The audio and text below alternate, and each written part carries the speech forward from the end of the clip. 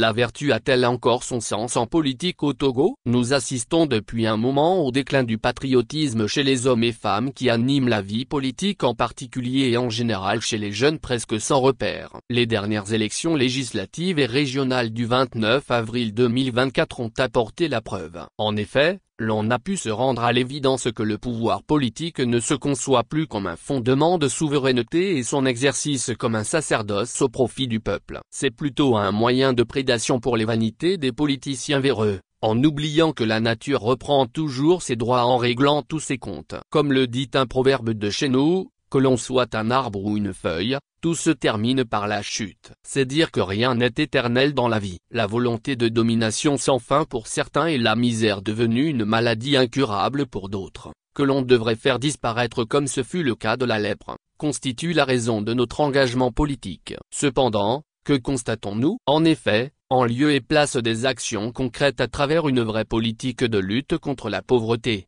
le pouvoir togolais a plutôt cédé à la facilité en remplaçant de vraies politiques publiques par l'aumône et l'assistance. C'est ainsi que le mandat social tant vanté a fait pchit et depuis, notre République ressemble à un groupement d'intérêts égoïstes. Comme on peut le voir dans tous les compartiments de l'État, le pays est dirigé par de vrais esbroufs, incapables d'écouter le peuple qui semble courber l'échine sans être convaincu. Notre peuple a été amené à ignorer ce qu'est le fondement de son existence. Il s'agit des valeurs telles que l'honnêteté, la probité et la morale qui fondent la République qui, à ce titre, est la conscience collective et les règles de fonctionnement tirées de notre sagesse transcendantale.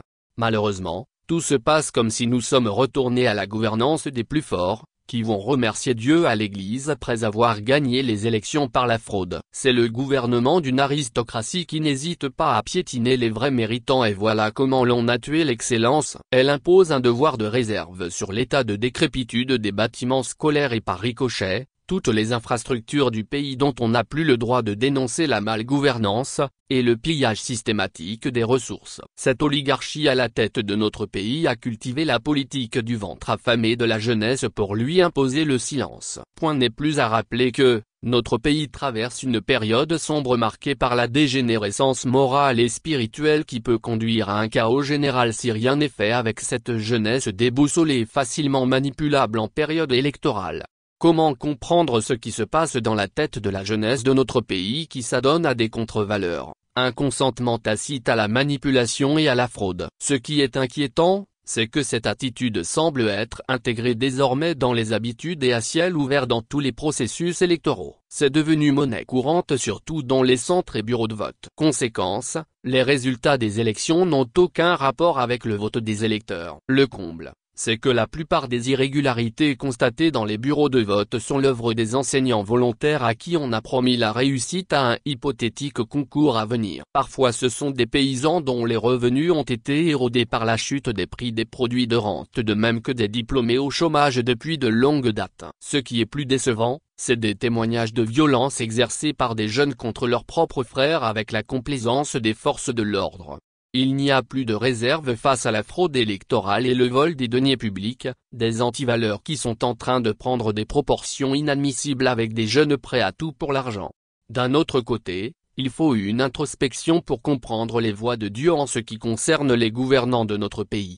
En fait, qui peut rêver mieux? Avoir à sa disposition et dans ses bottes le Premier ministre et ses ministres, le président de l'Assemblée nationale et ses députés, les autorités locales, les chefs traditionnels totalement soumis, bref tout l'appareil de l'État et les instruments politiques et religieux. Ce qui comporte les germes d'une chute inévitable du régime, avec l'affaiblissement des partis politiques en tant que partenaires et de vrais interlocuteurs. Les partis politiques constituent une soupape de sécurité pour une gouvernance concertée, qui est la solution pour un pays en pleine reconstruction comme le nôtre.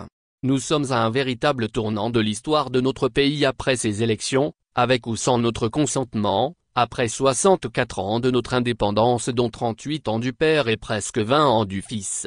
La vraie question à se poser est, quel bénéfice politique, économique et social pour le peuple togolais meurtri et désorienté sans aucune souveraineté?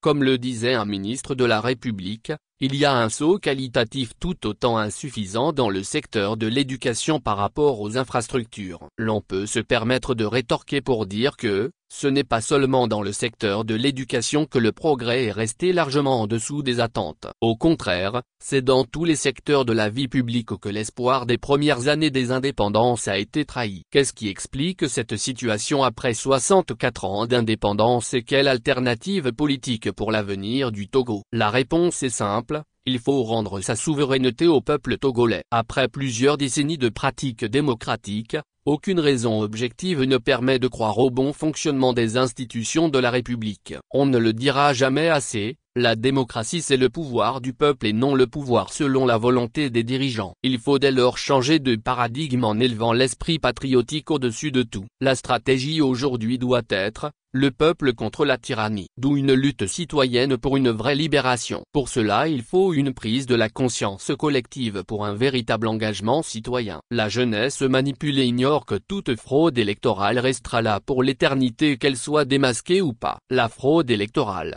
c'est à la fois mentir, tricher, voler et tromper. C'est enfreindre à la fois la loi électorale, l'intégrité démocratique c'est-à-dire la morale tout court. C'est trahir la confiance du peuple désabusé. Selon Machiavel, la meilleure forteresse des tyrans c'est l'inertie des peuples. Dès lors, l'action de l'opposition doit être repensée pour évoluer vers des actions unitaires afin de mutualiser ses forces surtout dans ce contexte de fébrilité et son état de déliquescence avancée. Ce n'est un secret pour personne, la parole de l'opposition ne porte plus car les Togolais sont désormais blasés. Ceci du fait que l'opposition est éprouvée par plusieurs années de répression et de l'oppression militaire, abusée et traumatisée par plusieurs années de lutte infructueuse. Face à un système politique qui fonctionne sur la base de l'instrumentalisation des institutions et de l'individu, tous au service d'un pouvoir militaire clanique à façade civile, il faut une démarche plus inclusive.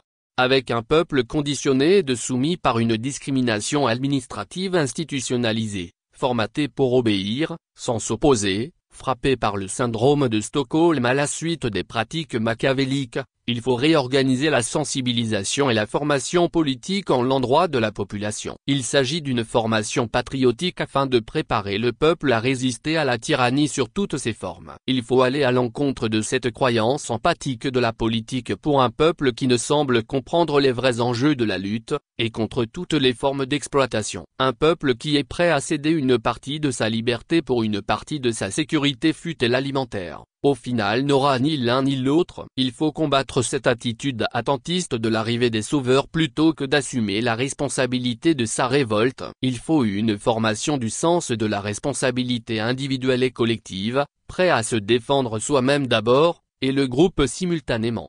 Alors qu'ils ont la force physique de le faire, les jeunes attendent toujours que quelqu'un leur dise ce qu'ils doivent faire, quand le faire et qui doit assumer la responsabilité à leur place. Voilà pourquoi chacun est prêt à abandonner très tôt ou à vendre son prochain à un moment donné. Pour mener une lutte patriotique, il faut d'abord être patriote, être formé et éduqué dans la vérité qui est la base de la confiance et le sens de la souveraineté nationale. Le patriotisme est à la fois intellectuel, moral et spirituel. Il faut arrêter le mensonge collectif et s'organiser pour mettre l'esprit collectif au service de la restauration de la souveraineté du peuple. En ce moment où la fraude électorale est devenue la norme que l'on exhibe sans vergogne sur fond de promotion de la médiocrité dans tous les compartiments du pouvoir, il faut revoir le modèle de gouvernance dans notre pays. La gouvernance d'État depuis le 13 janvier 1963 a été bâtie sur une illusion politique par rapport à l'alliage de l'héritage commun, conformément à notre identité et par rapport à l'avenir du pays. La nation togolaise a été fondée sur la liturgie du sang et la violence comme culture politique. Pour que cela puisse changer, il faut se convaincre que tout est à refaire. Aujourd'hui face à la nouvelle donne, personne ne peut dire avec certitude de quoi demain sera fait. Voilà là où le pays a été conduit après 64 ans d'indépendance et 60 ans de gouvernance hasardeuse. Comment expliquer que dans toutes les circonscriptions électorales, les organisateurs des opérations électorales ne soient pas censés ou disposés à apporter les preuves pour chaque résultat? Personne ne peut exposer avec certitude et rendre disponibles les éléments détaillés qui font de l'élection d'une personne plutôt qu'une autre.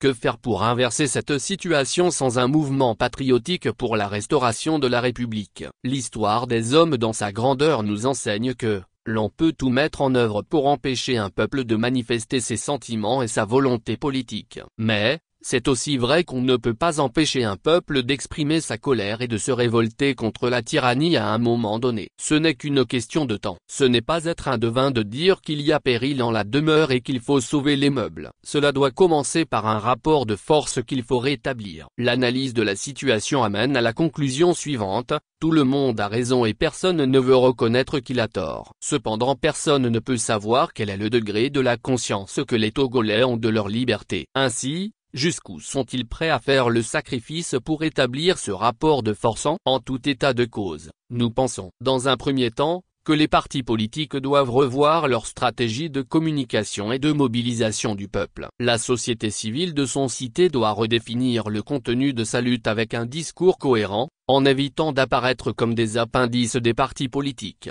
Pour ce qui concerne la diaspora, elle devrait bien identifier son combat qui doit être axé beaucoup plus sur le plan diplomatique. À ce propos, elle doit bien choisir ses interlocuteurs et orienter ses actions sur les thèmes liés à la corruption, les biens mal acquis et la mauvaise gestion des finances publiques à travers les innombrables scandales financiers impliquant les proches de ce régime.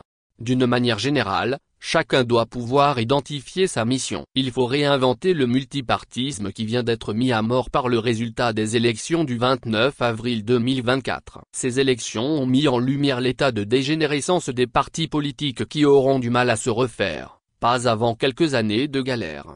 Uruak Pochaniaou.